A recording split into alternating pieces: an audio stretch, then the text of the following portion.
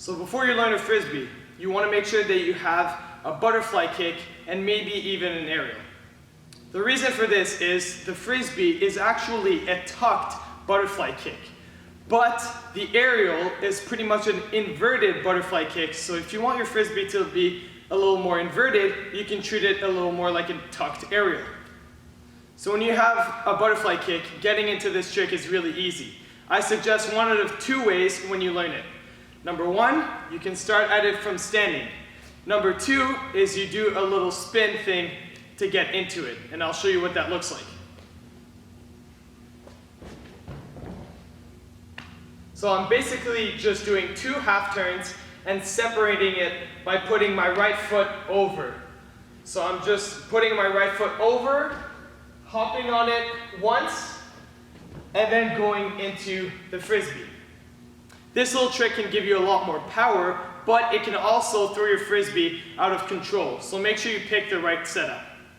So once you're ready, very similar to a butterfly kick. So what you're gonna do is you're gonna dip your chest, and then as you bring your chest back up, you're gonna jump off of this leg and kick the outer leg at the same time. So you wanna practice this motion a few times before doing the Frisbee by doing butterfly kicks, because the butterfly kick is easier than the Frisbee. So at this point, you're ready to get into the trick. You're gonna bring your chest back up, jump, kick the outer leg around here, and once your foot has left the ground, you can start bringing your knees to your chest and your hands to your knees. So this is a normal tuck, but it's gonna feel a little different because instead of rotating the same way you would for a front flip or a back flip, you're rotating around like this. So during the whole flip, even if I'm a little inverted, I can actually keep my eyes on one spot on the ground here as I rotate around it.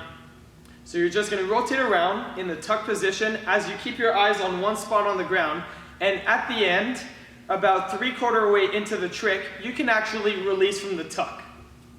So as you release from the tuck, you're actually gonna land in the same way you would for a butterfly kick. You're gonna release and then land one foot at a time, just like you would for the butterfly kick. If you feel more comfortable landing both feet at a time, you can definitely do that. It definitely helps if you're doing it off a drop, because if you want to do it off a drop, you're not going to land one foot at a time. So if you're landing with feet together, you would just release from the tuck and keep your feet together instead of splitting them apart. So if you want to land with your feet separated, over time you can actually practice this so that you split your legs a little early and kick the first one, so that ends up looking a little bit like this. So as you're getting comfortable doing it like a butterfly kick, over time you can actually also do it more like an aerial and get it more inverted and more like a flip. So here are some things to watch out for.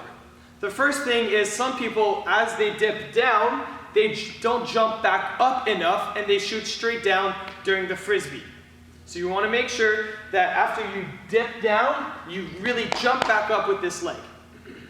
You also want to make sure that you don't whip around too fast. So unlike the butterfly kick, the tucked motion of the Frisbee helps you spin a little faster around this axis. So if you do that too fast, you'll end up getting too much rotation this way, and it'll be a lot harder to land.